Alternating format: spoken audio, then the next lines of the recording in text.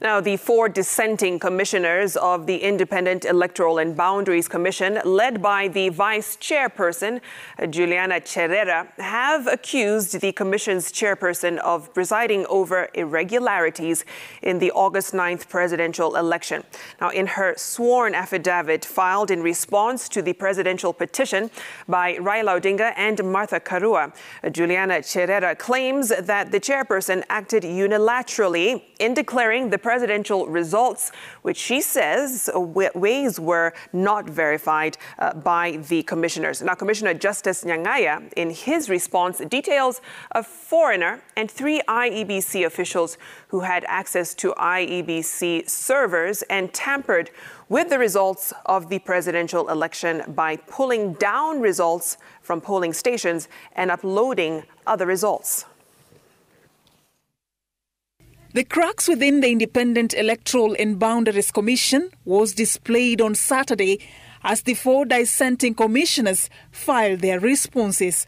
Vice-chairperson Juliana Cherera, Commissioners Justus Nyang'aya, Irene Masit and Francis Wanderi seemed to be reading from the same script, accusing the Commission's chairperson of turning IEBC into a one-man show.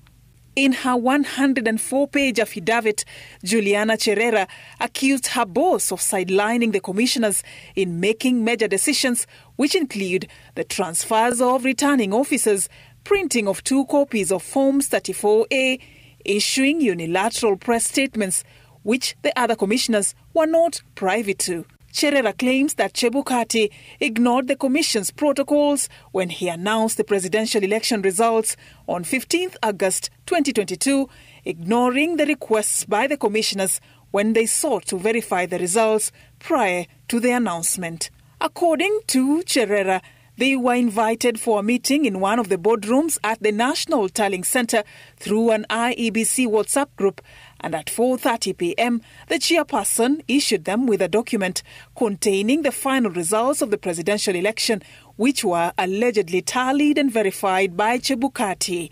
Cherera says that Chebukati overlooked concerns raised by the commissioners and representatives of the presidential candidates. She has also put minutes of meetings and the concerns that they raised.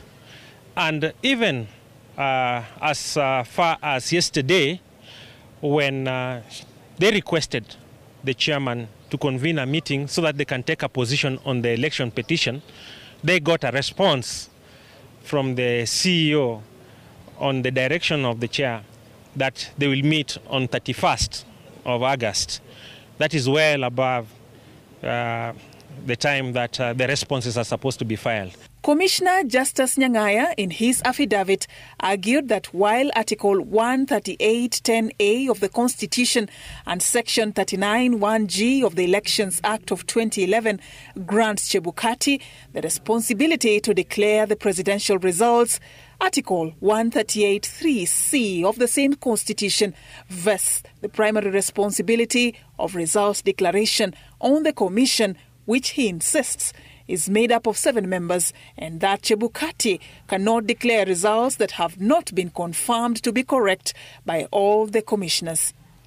Nyang'aya said that a foreigner by the name Godino Amor and 3 IEBC staff members, Abdidahir Maalim, Moses Sunkuli and Gideon Balang, were able to access the commission's servers, pull down some results and upload other results. He said that the interference with the data led to amendments of Forms 34B. He says that the 3 IEBC staffers were working closely with the chairperson Wafula Chebukati in processing the results that were ultimately announced.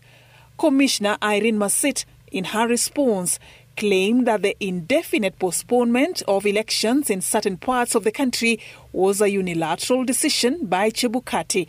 She further accused the chairperson and the commission's secretary and CEO of occasioning the postponement by what she describes as their willful or deliberate failure to facilitate the Contract Implementation Committee to oversee the implementation of the ballot paper contract and printing process, which led to errors in the ballot papers delivered in the areas where elections were postponed.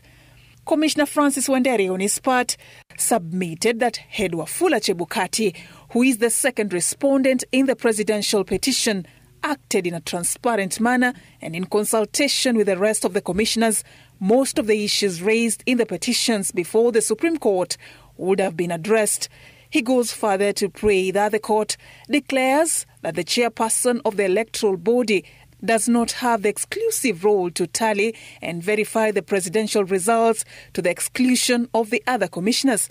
He also seeks a declaration that the commission is not synonymous to the chairperson and that the mandate to tally, verify and declare the results of the presidential election lies with the commission. Wanderi also seeks a declaration on what happens when the number of votes cast exceeds the voters identified by the KIEMS kit.